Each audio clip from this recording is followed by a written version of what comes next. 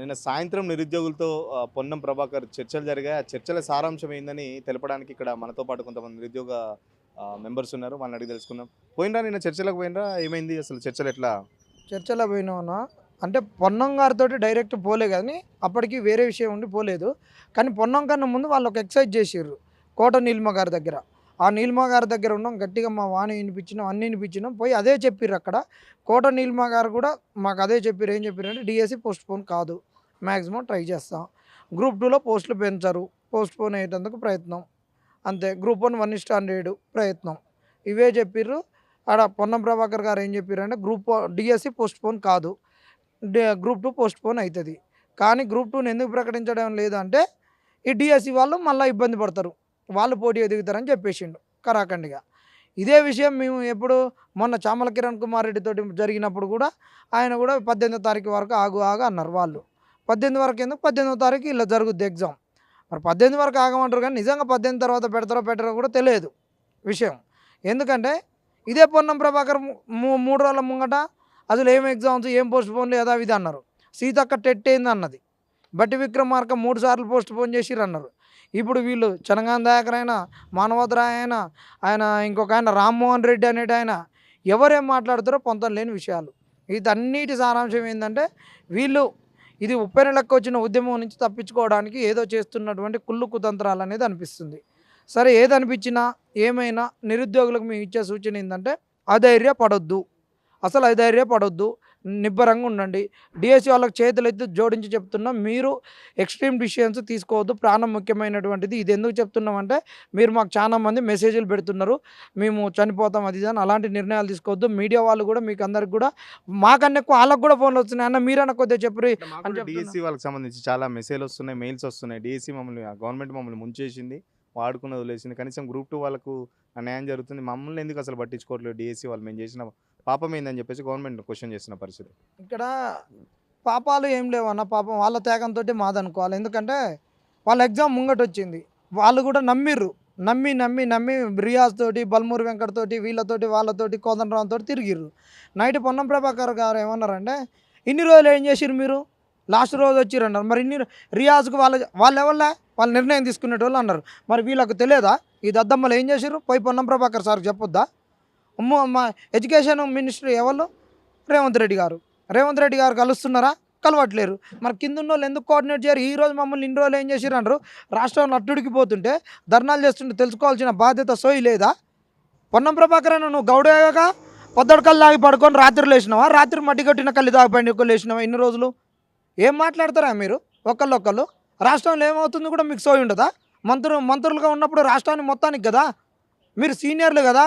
తెలంగాణ ఉద్యమంలో మీరు pepper spray కొట్టుకున్నారని చెప్పేసి మేము బాధపడి 10 ఏళ్ళ అధికారానికి దూరమైనని చెప్పేసి నిన్ను గెలిపించుకోవాలని అందరు తిరిగిన వాళ్ళము, నీ మీద సానుభూతితోటి మా గురించి త్యాగం చేసినోడని. ఈరోజు ఏం మాట్లాడతారు మీరు?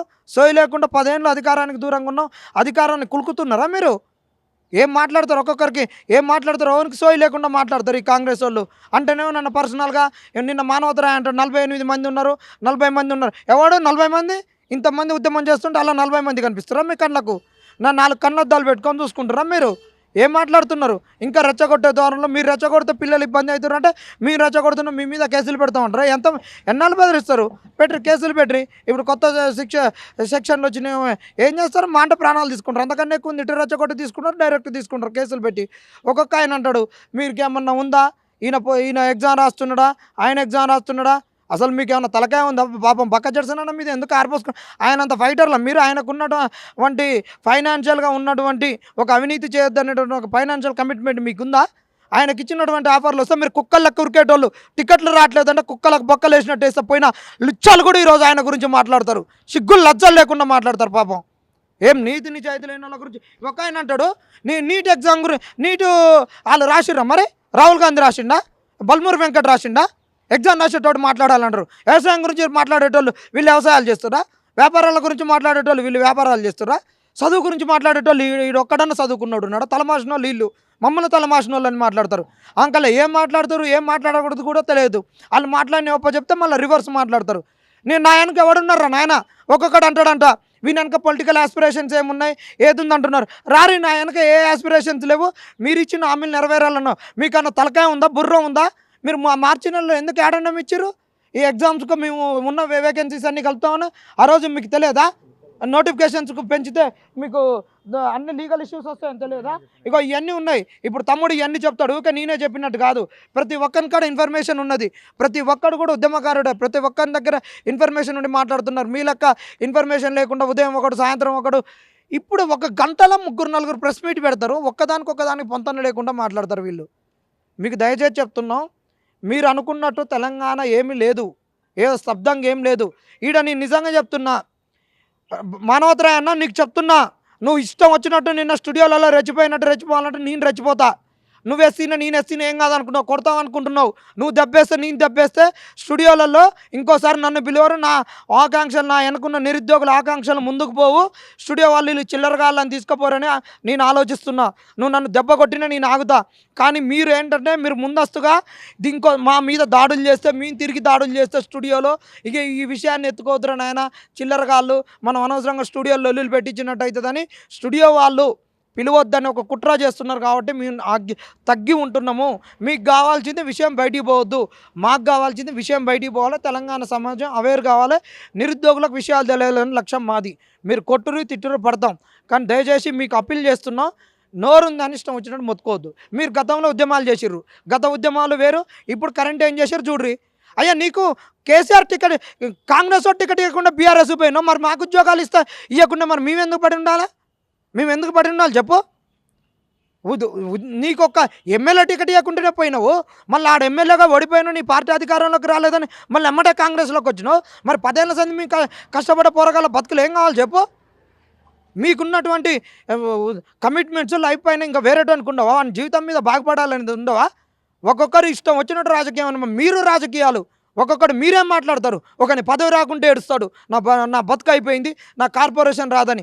ఇంకొకడు ఏడుస్తాడు, ఇంకొకడు నాకు మెంబర్ రావాలని ఏడుస్తాడు, ఇంకొకడు నాకు మినిస్టర్ కావాలని ఏడుస్తారు.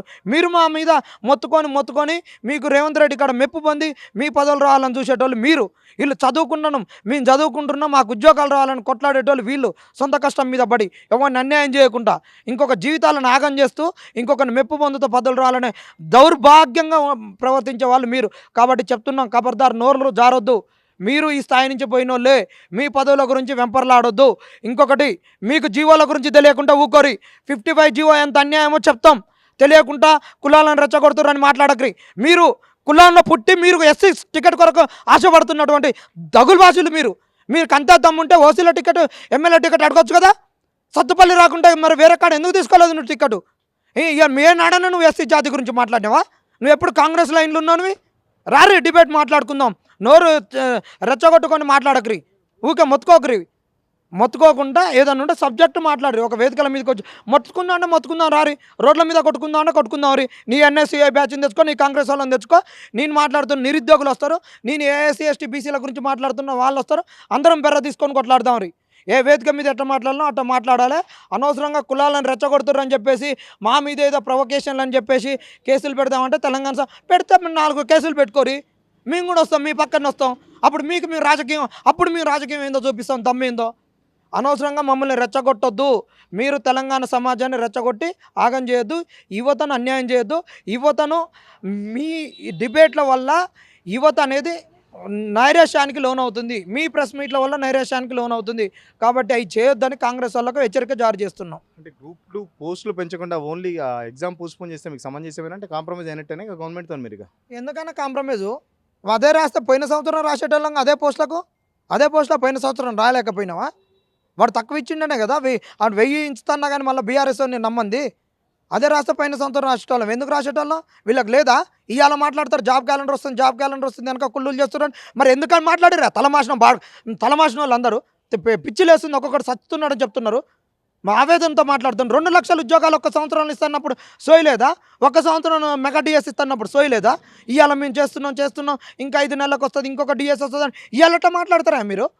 ఏది కనుక అసలు మేము అడిగినావా? మీరే 1 సంవత్సరం 2 లక్షల ఉద్యోగాలు అన్నారు, మీరే మెగా డిఎస్సి అన్నారు, అన్నీ మీరే చెప్పారు. ఇవాళ అడిగింది కూడా చెప్తే కనీసం మేము దిగజారి కూడా కనీసం పోస్టులు పెంచని అన్నా కానీ ఈరోజు మీరు పైకి ఎక్కుతో మొత్తుకుంటున్నారు. వీళ్ళకైతే నిజంగా ఎంత నిరుద్యోగుల్ని వీళ్ళు ఎంత నమ్మించి మోసం చేసిర్రు. అంటే ఏమన్నా బీఆర్ఎస్ వాడు 10 మరి వాడు ఇయ్యలేదనే అంటే మళ్ళీ వాని గురించి ఎందుకు? వాడు ఇచ్చుంటే మీ బతుకులేడుండయి. వాడు ఇచ్చినట్టు రైతులకు అన్ని ఇచ్చుంటే, నిరుద్యోగుల పక్షాన మాట్లాడుంటే, కనీసం ప్రవళిక గురించి అవమానంగా మాట్లాడకుండా ఉంటే, కనీసం పేపర్ లీక్ అయినప్పుడు జనార్దన్ రెడ్డిని తీసుంటే, లాస్ట్కు గ్రూప్ 2 పోస్ట్ పోన్ అడిగినప్పుడు 1000 పోస్టులు పెంచుంటే ఇలా మీ బతుకులు ఎక్కడుండే అని అడుగుతున్నా. వాడు ఇయ్యలేదనే వాడిని మిమ్మల్ని గద్దెనెక్కించి అని గద్దె దోస్తే మళ్ళీ అదే పాత చింతకాయ పచ్చడి మాట్లాడతారు. ఊగా మేము మాట్లాడుతున్నాం మీతో ఏముందా చర్చలు? వాడు చర్చలు పెట్టకుండానే అడగగానే ఇచ్చిండు, పోస్ట్ పోన్ అడిగితే ఇచ్చిండు. మీరు ఊగా చర్చలు పెట్టి ఏముంది?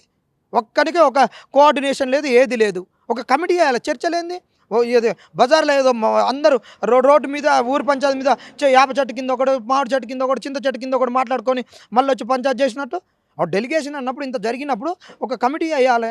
ఒక ప్రొఫెసర్లతోటో లేకుంటే ప్రజా సంఘాలతోటో సోషల్ యాక్టివిస్టులతో వేసేసి ఒక 15 రోజులు టైం పెట్టేసి ఏమంటే చేసేది ఉంటుంది. ఊగా ఒకసారి వాళ్ళు ఎవరో కూడా తెలియదు రాజకీయ నాయకులు ఒక 10-15 మంది దగ్గర గుంపులు పోయి చెప్పుకోవాలన్నా. ఇదంతా దౌర్భాగ్యమైన స్థితి. ఇంత నిరుద్యోగులకు రావడం అనేది దరిద్రం. నిరుద్యోగులారా ఆలోచించండి, ఆవేశాలకు లోన్ కావద్దు. వాళ్ళు మాట్లాడుతున్న దాంట్లో ఏది నిజాయితీ లేదు. మనకు పౌర సమాజానికి దూరం పెట్టాలని చూస్తారు జాబ్ క్యాలెండర్ తోటి. వీళ్ళకు ఒక కుళ్ళు కుతంత్రాలను ఎండగట్టి వీళ్ళకు స్థానిక సంస్థల ఎన్నికలలోనే బుద్ధి చెప్పాలి. ఈ కాంగ్రెస్ పార్టీని స్థానిక సంస్థలలో బొంద పెట్టాలని మీకు అందరికి కూడా సూచన జారీ చేస్తున్నాం. మనతో పాటు ఇంకొంతమంది ఉన్నారు. పోస్టులు పెంచితే లీగల్ ఇష్యూస్ వస్తుంటున్నారు. దానికి సంబంధించి మీ దగ్గర ఏమైనా సమాచారం ఉందా? అయితే నా విషయం ఏంటంటే పోస్టులు నేను 3-4 అంటే ప్రభుత్వంతో చర్చలకు వెళ్ళాను. గత 2 రోజుల నుంచి టూరిజం ప్లాజా కానీ, తర్వాత ప్రసన్న మీడియాలో కానీ, నిన్న నీలిమ మేడంతో కానీ, ఇది ప్రతిసారి అధికారులతో కానీ మంత్రులతో కానీ సమావేశం అన్నప్పుడు వాళ్ళకు లీగల్గా ప్రాబ్లం అని ప్రతిసారి పోస్ట్ పోన్ అయితే 100% చేస్తాంలే కానీ పోస్టులు పెంచము అని మొహం మీద అనేస్తున్నారు. యాక్చువల్గా పోస్టులు పెంచడం వల్ల లీగల్ ప్రాబ్లం అంటారు. అంటే మాకు తెలియని లీగల్ ప్రాబ్లం, ఏ స్టేట్కి లేని లీగల్ ప్రాబ్లం మన తెలంగాణకి ఎందుకు అని నేను 2 రోజుల నుంచి మొత్తం సెర్చ్ చేస్తే మన సీఎం రేవంత్ రెడ్డి అన్న మార్చి 6వ తారీఖు ఇమీడియట్గా ఎన్ని వేకెన్సీ ఉన్నాయో అది కంపల్సరీగా తీసి గ్రూప్ 2లో పోస్టులు కలపాలని మార్చి 6వ తారీఖున ఇమీడియట్గానే సీఎం రేవంత్ రెడ్డి అన్నారు. అందుకే మేము గ్రూప్ 2 పోస్టులు పెరుగుతాయని ఆశతోనే చదువుతున్నాము. అలాగే తెలంగాణ గవర్నమెంట్ గ్రూప్ 4లో యాడెండం ఇచ్చింది. గ్రూప్ 4లో యాడెండం పోస్టులు ఇచ్చి పోస్టులు కలిపింది. అలాగే ఆంధ్రప్రదేశ్లో కూడా యాడెండం ఇచ్చింది. అలాగే తెలంగాణలోనే ఇంజనీరింగ్ సర్వీసులోనే యాడెండం ఇచ్చింది. తమిళనాడులో యాడెండం ఇచ్చింది. మహారాష్ట్రలో యాడెండం ఇచ్చింది. ఉత్తరప్రదేశ్లో యాడెండం ఇచ్చింది. తర్వాత 2015లో కేసీఆర్ గ్రూప్ 2 పోస్టులు పెంచిన తర్వాత మేము మళ్ళీ పోస్టులు కలపాలని 2016లో పోస్టులు కలిపి పరీక్షలు నిర్వహించారు. అలాంటప్పుడు ఏ ప్రభుత్వం లేని, ఏ స్టేట్లో లేని ప్రాబ్లము లీగల్ ఇష్యూ మన తెలంగాణలో ఎందుకు? అంటే మీరు కర్ర ఉన్నడితే బర్రె అనే సామెతతో మీ అధికారం ఉంది కాబట్టి ఏది చెప్పినా వింటారు. లీగల్ ఇష్యూ అంటే మాకు తెలియని లీగల్ ఇష్యూలు ఏందో మీకు అయితే మేము చర్చలకు మీరు ఎక్కడ రమ్మన్నా వస్తాము. లీగల్ విషయం మీద అంటే నిరుద్యోగుల విషయం మీద కాదు, ఇప్పుడు లీగల్ విషయం మీద చర్చలకు వస్తాము. ప్రతి దానికి ఏదో మేము గ్రూప్ 1 పెంచారు, 60 పోస్టులు పెంచారు, సంతోషము. అలాగే డిఎస్సి 6000 పోస్టులు పెంచారు, సంతోషము. గ్రూప్ 2, గ్రూప్ 3 ఎందుకు పెంచట్లేదు? మీరే కదా మేనిఫెస్టోలో ప్రతి డేట్తో సహా ఇచ్చింది. అలాంటప్పుడు మీరు కనీసం మాకు మేము ఎక్కువ కోరికలు ఏం లేదు, కనీసం 500 నుంచి 600 పోస్టులు పెంచమని అడిగేది. జాబ్ క్యాలెండర్ అనేది నెక్స్ట్ ఇయర్ జూన్ జూలైలో ఇంప్లిమెంట్ అవుతుంది. ఇంకో విషయము, జాబ్ క్యాలెండర్ మీరు వేసేటప్పుడు 7 జోన్లు ఉన్నాయి. 7 జోన్లకి 700 పోస్టులు ఎలా సరిపోతాయి? కనీసం జోన్లో అయినా తగ్గించండి. ఆ 4 జోన్లు సరిపోతాయి. మరొకటి ఏంటంటే రోస్టర్ పాయింట్లో ఈడబ్ల్యూఎస్కి రోస్టర్ పాయింట్లో టాప్ 10లో ఉన్నారు. ఒక ఎస్సీ ఎస్టీ వాళ్ళు 26, 27 రోస్టర్ సీరియల్లో ఉన్నారు. అంటే కనీసం ఒక 30 పోస్టులు ఉంటే కానీ ఒక పోస్టు రాని పరిస్థితి. మీరు గత ప్రభుత్వము ఎక్కడ కటాఫ్ చేసిందో అక్కడి నుంచి ఇంప్లిమెంట్ చేయకుండా మీరు మళ్ళీ ఫస్ట్ దీనివల్ల ఎస్సీ ఎస్టీలకు ఎలాంటి నష్టం జరగబోతుంది? బరాబరు చెప్తున్నాను. ఎస్సీ ఎస్టీ బీసీ వాళ్ళకి మీరు ఇప్పుడు కళ్ళు తెరవకపోతే ఈడబ్ల్యూఎస్ వల్ల వాళ్ళు రోస్టర్లో టాప్ 10లో ఉన్నారు. 10 పోస్టులు ఉంటే వాళ్ళకి కంపల్సరీ ఒక పోస్ట్ వస్తుంది. అదే 18 డిపార్ట్మెంట్లో ఏ పోస్టులు 18 డిపార్ట్మెంట్లో కనీసము ఒక 10 డిపార్ట్మెంట్లో కూడా ఒక 20 పోస్టులు దాటే పరిస్థితి లేదు. అలాంటప్పుడు ప్రతి రోస్టర్కి ప్రతి ఒక్కళ్ళకి రావాలంటే రోస్టర్ పాయింట్ని సవరించాలి.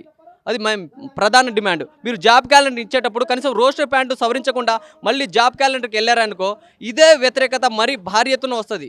ఎందుకంటే దానివల్ల ఒక ఎస్సీ ఎస్టీ బీసీ మీరు వాళ్ళు చెప్తున్నారు ఇంత సంబంధించి ఒక సమాచారాన్ని పట్టుకొని మీరు చెప్తున్నారు. మీ సమాచారం మరి గవర్నమెంట్ దగ్గర లేదా? ఇలాంటి లీగల్ ఇష్యూస్ రావని వాళ్ళకి తెలీదా, లేకపోతే కావాలని చేస్తున్నారా? అదే అన్న కర్ర ఉన్నది బర్రె అన్నట్టు నడుస్తుంది. ఎందుకంటే రేవంత్ రెడ్డి అన్న ఒక పొన్నం ప్రభాకర్ సార్తో చర్చ జరపని అన్నారు. చర్చ జరిపాము అలాగని దాని మీద సార్కి పూర్తి అవగాహన లేదు. కనీసం అవగాహన ఉన్న మినిస్టర్ని కానీ అవగాహన ఉన్న ఒక ఎడ్యుకేటర్ని కానీ ఒక ఏజీని కానీ పంపించండి. మేము బరాబర్ చెప్తున్నాము. మా వెనకాల ఏ రాజకీయ పార్టీ లేవు. మేము స్వతహాగా బయటకు వచ్చాము. మీతో పాటు అక్టోబర్ 1వ తారీఖు 2023లో మీతో పాటు సోమాజిపూడ ప్రెస్ క్లబ్లో ఉన్న వాళ్ళమే మేము. కావాలంటే ఆ వీడియోని 10 సార్లు టెలికాస్ట్ చేసి చూపించుకోండి. ఎవరు తిరుగుతున్నారు ఇవాళ బయట, ఎవరు వచ్చారు, కొత్త వాళ్ళు ఎవరు ఉన్నారా, అత్యుత శక్తులు ఏమైనా ఉన్నాయా అని 1కి 2 సార్లు సెర్చ్ చేసుకోండి. బస్సు యాత్ర చేయించింది వాళ్ళు మేమే, బస్సు యాత్ర కోసం బదిలాడింది మేమే. 1కి 3 ఓట్లు అని 90 లక్షలు క్యాల్కులేషన్ చేసి మేమే తిరిగాము. అలాంటప్పుడు మాకే లేనప్పుడు ఇక జాబ్ క్యాలెండర్ మీద ఎలా నమ్మకం ఉంటుంది అన్న? ఈ నోటిఫికేషన్లో మిస్ అయిన నెక్స్ట్ నోటిఫికేషన్ ఇస్తాం కదా, ఎందుకు నిరుద్యోగులు అంతా టెన్షన్ పడుతున్నారని ఆ బట్టి విక్రమార్క కూడా అంటున్నారు కదా. అన్న నెక్స్ట్ నోటిఫికేషన్ వచ్చిన ఇదే ఇప్పుడే కనీసం 783 గ్రూప్ 2 ఉన్నాయి. నెక్స్ట్ నోటిఫికేషన్ అంత వేయలేరు. మీరు ఒక 500 600 వేస్తారనుకో, అప్పుడు కూడా రోస్టర్ ప్రకారం 1-2 పోస్టులు వస్తాయి. అప్పుడు కూడా ఇబ్బంది కదా. మీరు రోస్టర్ సవరించకుండా జాబ్ నోటిఫికేషన్ ఎలా ఇస్తారు? రోస్టర్ కనీసం పోస్టులు పెంచకుండా ఇది ఎలా కండక్ట్ చేస్తారు? పోస్టులు పెంచితే అందరికీ సమాన పాలన జరుగుతుంది. ఇప్పుడు గ్రూప్ 1 డిఎస్సీలు పెంచినప్పుడు ఓన్లీ గ్రూప్ 2 గ్రూప్ 3 వాళ్ళు ఏం చేశారు? మినిమం 5 లక్షల 5.51 అప్లికేషన్లు వచ్చాయి. అంటే చెప్పారమ్మా నిన్న మొన్న ప్రభాకర్కి ఇదంతా వివరించారా? ఎస్సీ ఎస్టీ బీసీ విద్యార్థులు లేకపోతే నిరుద్యోగులు నష్టపోతారు రిజర్వేషన్ వల్ల, రిజర్వేషన్ సవరించాలని చెప్పి నిన్న పొన్నం ప్రభాకర్ చెప్పారా? చెప్పాము. కోట నీలిమ మేడం గారికి చెప్పాము. ఆమె టీపీసీసీ జనరల్ సెక్రటరీ, ఆమె కూడా క్లియర్ కట్గా చెప్పాము. అయితే మేడం ఏమంటుంది, లీగల్ మేడం మీకు అంటే మేడం కూడా బాగా స్పందించలేకనే మినిస్టర్ వచ్చేసి లీగల్ ప్రాబ్లం ఉంటున్నారు. ఆ డిఎస్సి పాపం డిఎస్సి వాళ్ళు అయితే మరి వాళ్ళ అధ్వానమైన పరిస్థితి. నేను రేపు ఎగ్జామ్ ఉండకుండా ఇవాళ కూడా ఫైట్ చేస్తున్నారు. కనీసం వాళ్ళకు డేట్లు పెంచినా బాగుండేది. కనీసం ఆఫ్లైన్లో ఎగ్జామ్ జరిగిన ఒక 20 డేస్ దొరుకుతాయి. అలాంటిది ఆన్లైన్ జరగడం వల్ల 18 రోజులు నష్టపోతున్నారు వాళ్ళు. అందుకే మినిస్టర్ గారికి అయితే పూర్తి సమాచారం లేదన్నారు మాకు. సరే సీఎం దృష్టికి తీసుకుపోతానన్నారు. సీఎం దృష్టికి మీరు తీసుకుపోతున్నప్పుడు సీఎం మీతో చర్చించమని మాకు చెప్పడం అనేది బాధాకరమైన విషయం ఉందన్న. నిన్న ప్రభుత్వం చూసుకుంటే చర్చలకు వెళ్ళడం జరిగింది. కానీ చర్చలు పిలిచిన ఉపయోగం లేదు. పోస్టులు పెంచకుండానే ఎగ్జామ్ పోస్ట్పోన్ చేస్తామని చెప్పడం జరిగింది. కానీ దానివల్ల ఉపయోగం లేదు. ఉన్న పోస్టులు 783. కొన్ని జోన్ల వైపు చూసుకుంటే మొత్తము 0, 0, 1, 2, 0, 0 పోస్టులు ఉన్నాయి. ఈ విధంగా వీరు ఈ ఉన్న పోస్టులనే మాతో ఎగ్జామ్ రాపిస్తే ఉపయోగం ఏం లేదు. ఇది ఏం లేదు. మా నిరుద్యోగుల పట్ల కక్షపూరితమైన చర్యనే ఇది. నిరుద్యోగులను చాలా నిర్లక్ష్యం చేస్తుంది ప్రభుత్వం. మేము మొన్న 14th రోజు తెల్లవారుజామున దాకా మేము ధర్నా చేయడం జరిగింది. వాళ్ళకు కనీసం చీమ కుట్టినట్లేదు. అదే వాళ్ళ పార్టీల వేరే పార్టీలను చేర్చుకోవడం కోసం, ఎమ్మెల్యేల కోసం అయితే అర్ధరాత్రినే వీళ్ళు మెలకువతో ఉంటారు. వీళ్ళు ఈ విధంగా చర్య తీసుకుని వీళ్ళు కరెక్ట్ కాదు. ప్రభుత్వం తప్పకుండా దీనిపైన చర్య తీసుకోవాలి. ఇప్పుడు ఇంతకు చూసినాం కదండి, 0, 1, 2, 0, 0 పోస్టులు ఉన్నాయి. ఇప్పుడు 0 పోస్టులు దానికి ఆయన ఎగ్జామ్ రాయడం ఎందుకు, ప్రిపేర్ కావడం ఎందుకు? ఇక్కడ అశోక్ నగర్ ప్రిపేర్ కావడం ఎందుకు? వీళ్ళు ఏమంటారు, మేము పోస్టులు వేస్తాం, నెక్స్ట్ నోటిఫికేషన్ ఇస్తాం అంటారు. Example next notification job calendar ఇచ్చినా కానీ, జనవరిలో ఇచ్చినా కానీ అది నోటిఫికేషన్ ఫిబ్రవరిలో వచ్చి మళ్ళీ ఎగ్జామ్ రాసే వరకు మళ్ళీ 2025 దసరా అవుతుంది మళ్ళీ ఎగ్జామ్ రాసే. అంటే అవరిదాకా నిరుద్యోగులు ఇక్కడ అశోక్ నగర్లో, దిల్సుఖ్నగర్లో ఇక్కడనే ఉండాలా? అంటే వీళ్ళు ఏమంటారు, చదువుకోండి మేము నెక్స్ట్ నోటిఫికేషన్ ఇస్తామంటే ఇక్కడ ఒక్కొక్కరికి 30, 35, 40 అయింది. ఇక్కడనే ఉండాలి. ఇక మీకు రేవంత్ రెడ్డి కూడా అన్నాడు, ముదిరిపోయిన బెండకాయలు కూడా నిరుద్యోగులు పనికిరాని చెప్పేసి. ఇంకో సంవత్సరం పెడితే ఇంకా ముదిరిపోతారు కదా. మరి ఇది గవర్నమెంట్కి తెలుస్తలేదు. మరి ఇప్పుడు ఒక ముఖ్యమంత్రి స్థాయిలో ఉండి ఆ విధంగా మాట్లాడడం కరెక్ట్ కాదు. ఒక సీఎం స్థాయి అతను ఉండి నిరుద్యోగులు ముదిరిన బెండకాయలు, ముదిరిన వంకాయలు అనడు కరెక్టా? అది రాజ్యాంగబద్ధమైన పదవులు ఉంటూ ఆ విధంగా అసలు అనడు ఆయన కరెక్టే కాదు. నిరుద్యోగులు ఎట్లా చూసుకోవాలి? ఇప్పుడు మీరు అధికారంలోకి వచ్చేదాకా మేము నిరుద్యోగులం కావాలి. ఇలా మేము మా న్యాయమైన డిమాండ్లు మేము అడిగితే మేము ముదిరిన బెండకాయలు అయిపోయినాయి. ఇలా అసలు ఈ పరుష పదజాలం కరెక్ట్ కాదు ముఖ్యమంత్రి గారికి. ఇప్పుడు మేము యువత మేము మాట్లాడాలి, మేము ఆవేశపూరితంగా మేము మాట్లాడలే పరుష పదజాలం, కానీ మేము మాట్లాడట్లేదు. వీరు రాజకీయ నాయకులు వీళ్ళే ఉండి వీళ్ళే బూతులు మాట్లాడడం కరెక్ట్ కాదు. ప్రభుత్వం కూడా కొన్ని లీకులు ఇస్తుంది, పోస్టులు పెంచుతాం, అంటే పోస్టులు పెంచాం కానీ పోస్ట్ పోన్ అయితే ఇస్తామని చెప్పి, దానివల్ల మీకు ఓకేనా అంటే ఆ నిర్ణయంతో? అన్న ఇప్పుడు వాళ్ళు డైరెక్ట్ పోస్ట్ పోన్ చేయడం వల్ల మాకు ఏ లాభం లేదు దాంట్లో. పోస్టులు పెంచి పోస్ట్ పోన్ చేస్తే దాంట్లో ఇప్పుడు 783 ఉద్యోగాలని 2016 నుంచి పోస్ట్ పోన్ చేస్తూనే వస్తున్నారు దీన్ని. ఇప్పుడు దాన్ని పోస్టులు పెంచకుండా పోస్ట్ పోన్ చేస్తే ఏం లాభం ఉంటుంది అన్న దాంట్లో?